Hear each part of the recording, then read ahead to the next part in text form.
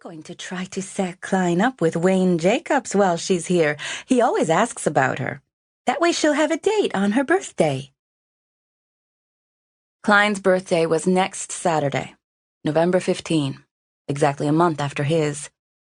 But his neighbor, Wayne Jacobs, was the last person Kline would be attracted to. Wayne had been the big jock in high school, entitled and rude, and hadn't changed a bit. Not Ben's problem, though. He couldn't care less who Kline dated. Mrs. Grant shook her head and walked toward the door. Kline is going to be the death of me, always dating just for fun. She says no commitments, and especially not marriage for her. But I'd like a grandchild before I kick the bucket. I imagine your dad feels the same about you, Ben. Both you and Kline are so good-looking. It's odd neither of you ever married, don't you think? Nope. And you're only 60 and not going anywhere anytime soon. I know. Thanks for the pills.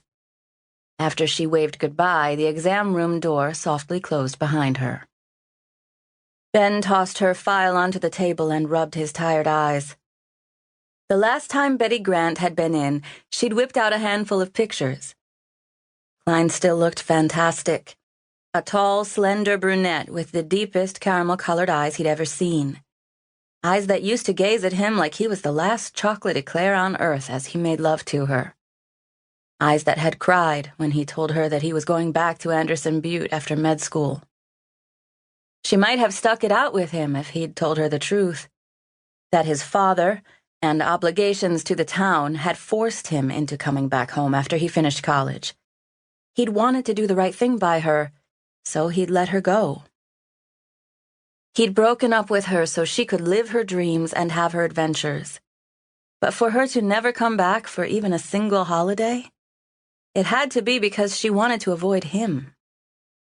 She'd accused him of not loving her as much as she loved him, of always putting his family's needs before hers by staying in town rather than leaving with her as he'd promised. And then she had thrown her engagement ring at his head. He couldn't help that his mom had died and they had a father who wasn't a parent to his younger brother and sisters. Someone had to raise them, and it had taken a lot of his time and effort. She wasn't wrong about that. She'd been extremely patient with him, until he'd broken the bad news. He'd lost the love of his life and the best friend he'd ever had in a single moment. Shaking off the memories, he stood to go see his next patient.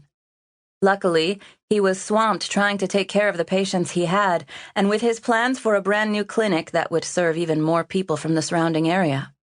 That was, if he could convince his father to let him use the piece of land he had his eye on. Yeah, he had plenty of excuses to avoid Kline. But Wayne Jacobs? What had Kline's mom been thinking? The guy wasn't good enough for Kline. He couldn't think of a man in town who would be. Kline Grant laid a hand on her roiling stomach as she negotiated the curvy, icy mountain road she had vowed she'd never drive again. When she passed by the sign that said, "Welcome to Anderson Butte, Colorado," childhood memories swarmed all at once inside her head. She passed the hotel Ben's sister Casey ran, and then the general store run by Santa Claus, aka Fred. Next, she passed the diner located across the street from the town square with its pretty white bandstand in the middle. Remnants of a recent snowfall sparkled on the roof in the waning sunlight. Not much had changed. Glancing through her passenger side window, she caught her first glimpse of the beautiful lake between the buildings. The bright November setting sun reflected long, thin lines across the smooth surface. She rolled her window down and drew in a familiar breath of cold air, pine trees, and lake water. Maybe she'd missed that a little. But she hadn't missed the nosiness of small-town life, the lifelong battle between the Andersons and her family, the Grants, and the memories of her difficult childhood. After hearing her mother describe her odd symptoms and how she was too sick to travel, not to mention the signs of confusion, Kline had no choice but to break her vow and come home. She loved her mom, the one constant in her ever-changing life, so very much. So she'd have to talk to Ben again.